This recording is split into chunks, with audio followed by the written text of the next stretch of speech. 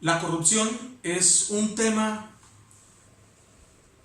que se ha tomado a nivel nacional de los entes, de los diferentes entes territoriales, pero casi siempre es un tema del diario vivir. La corrupción es una palabra que engloba un tema inmenso, largo y amplio, pero que el común de la gente, el ciudadano de a pie, siempre observa esa palabra comparada con el ente territorial nacional, con el Estado. Cada vez que se habla de corrupción, hablamos de las entidades estatales, hablamos de lo público y muy pocas veces de lo privado. Hoy en día, a raíz de ese descubrimiento que se ha hecho a través de los medios de comunicación y especialmente de esas discrepancias políticas, se han dado a la luz temas de corrupción del orden particular o de la empresa privada y de lo público-privado.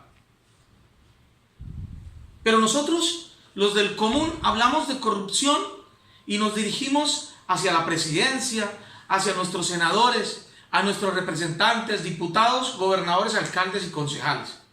Pero no miramos un poco hacia adentro, hacia lo nuestro. ¿Qué aporto yo como ciudadano del común hacia la corrupción? El tema que yo quiero tratar aquí es precisamente la corrupción, no del orden nacional hacia lo local, sino de lo local hacia lo nacional. Partamos de esta idea y de esta base primordial. Yo como ciudadano exijo que el Estado tiene que cumplir conmigo una de sus obligaciones, y es brindarme la salud.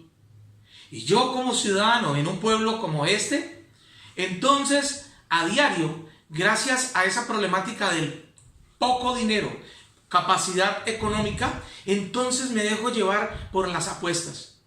Y entonces me refiero en este momento a que yo, exigiendo el tema de que el gobierno tiene que cumplir conmigo la salud, me gusta acercarme a las salas de juego. Y es allí donde empiezo a jugar el chance. El chance de por sí aporta un gran porcentaje para la salud. Y es de allí donde el Estado Nacional también recupera esos ingresos para reinvertirlos en salud. Y si yo juego chance y juego chance ilegal, no puedo exigirle al Estado que cumpla conmigo la salud. Soy yo el que debo aportar. Entonces yo debo estar en la legalidad, más no en la ilegalidad.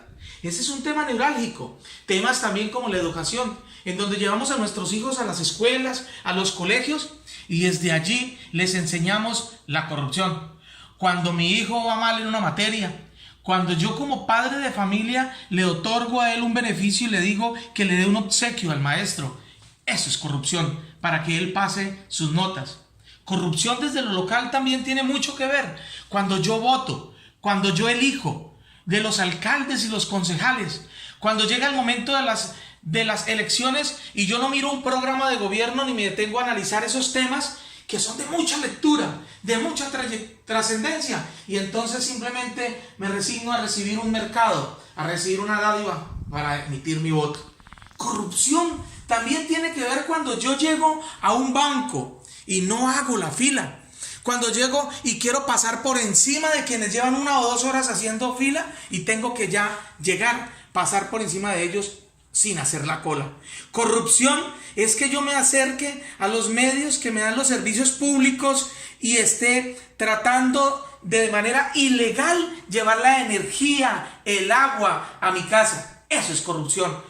Corrupción está dentro de las entidades también cuando tienen una nómina de personal, pero también una nómina paralela llamada contratistas, que es mucho más elevada y más grande que la nómina de personal. Hay muchos ámbitos de corrupción. Corrupción es cuando yo no pago los impuestos, cuando yo creo un almacén, una tienda y no entro a la legalidad ante la Cámara de Comercio. Corrupción es el control político que ejercen los concejales basados en puestos o dádivas. Esa es la corrupción también.